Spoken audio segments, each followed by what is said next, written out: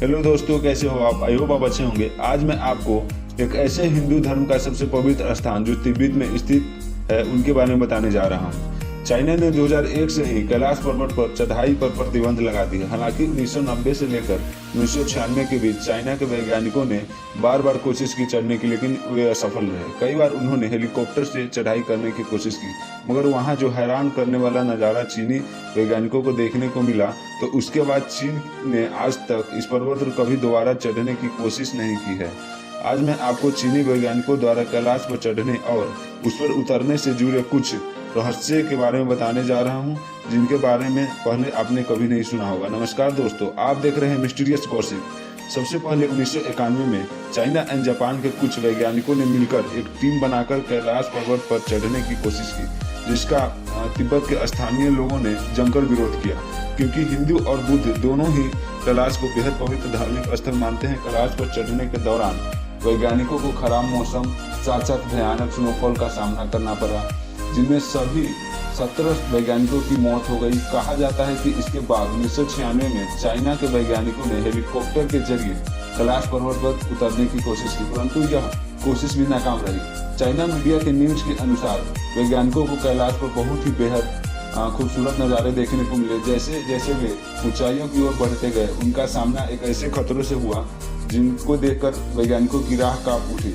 कहते हैं कि कुछ ऊंचाई पर हेलीकॉप्टर के पहुंचते ही कैलाश पर्वत के मौसम में अचानक बदलाव देखने को मिली और भयानक बर्फबारी होने लगी। वैज्ञानिकों के मुताबिक बर्फबारी इतने डेंजरस थे कि जिसके कारण बर्फ के बड़े बड़े टुकड़े अपने रास्ते में आने वाले हर चीज को तबाह करते जा रहे थे। बादलों के बीच भयानक दृश्य देखने को मिल रही थी।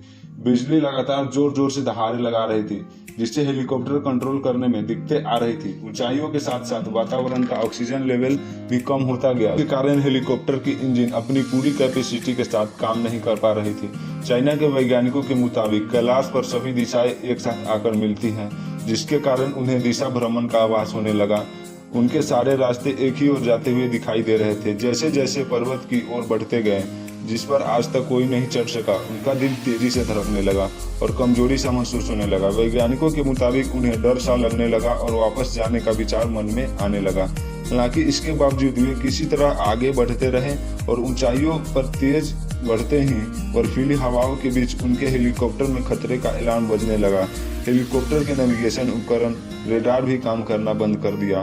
फ्यूल की मात्रा बताने वाली उपकरण ने काम करना बंद कर दिया, जिसके बाद उन्हें तुरंत ही अपने मिशन को बीच में छोड़कर ही लौटना पड़ा, क्योंकि किसी भी वक्त उनका हेलीकॉप्टर क्रैश हो सकता था। इस मिशन के फेल होने के बाद चाइना के वैज्ञानिकों ने कभी इस पर दोबारा चढ़ने की कोशिश नहीं की। कहते हैं कि कैलाश की चढ़ाई के मार्ग पर एक ऐसा खास पॉइंट है जहां पहुंचने पर धार्मिक शक्तियां वार्निंग करती है। यहाँ मौसम अचानक बदलने लगता है और काफी ठंड हवा तेजी से बढ़ने लगती है, और कहते हैं कि व्यक्ति को अनकंफर्टेबल सा फील होने लगता है, मानो अंदर से कोई कहता है यहाँ से वापस चले जाओ।